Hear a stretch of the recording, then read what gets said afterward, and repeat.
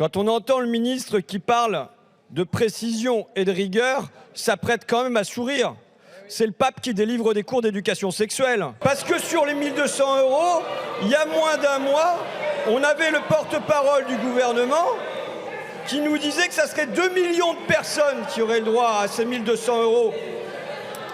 Il y a 2 jours, on était à 200 000, on avait déjà eu une division par 10.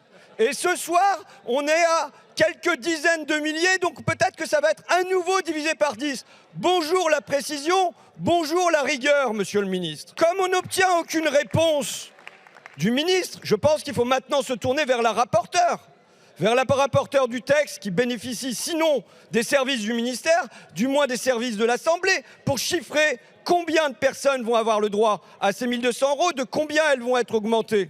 Vous avez dit, Madame Rist, Madame la rapporteure, que ça allait représenter 10% des retraités, soit 1,8 million, qui seront augmentés entre 0 et 100 €. J'aimerais bien savoir combien sont à 0 €. Combien vont avoir la chance de bénéficier, grâce à la majorité, d'une revalorisation à 0 €. Combien ça va être 10 €, combien ça va être 20 € et de combien sera la moyenne. D'après l'Institut des politiques publiques, qui a été un peu plus vite que les services du ministère ou que vos services, en moyenne, ça serait de 33 €. Est-ce que c'est un ordre de grandeur que vous confirmez? Je pense qu'on est en droit de recevoir une réponse ce soir. Je vous le dis, je m'en fiche un peu qu'on méprise la représentation nationale. On ne va pas se faire les députés, oh, on est blessé par les réactions du ministre. En revanche, je pense que là, ce que vous faites, c'est pas ça. C'est que vous méprisez les Français.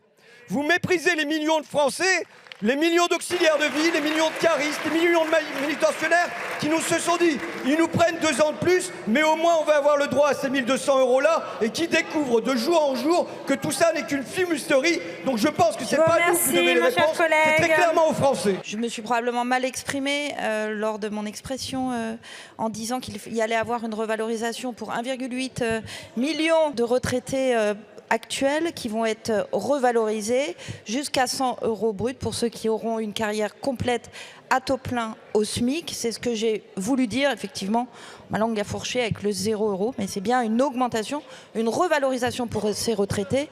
Mais la vraie revalorisation, c'est le maintien des pensions de nos retraités avec cette réforme de retraite.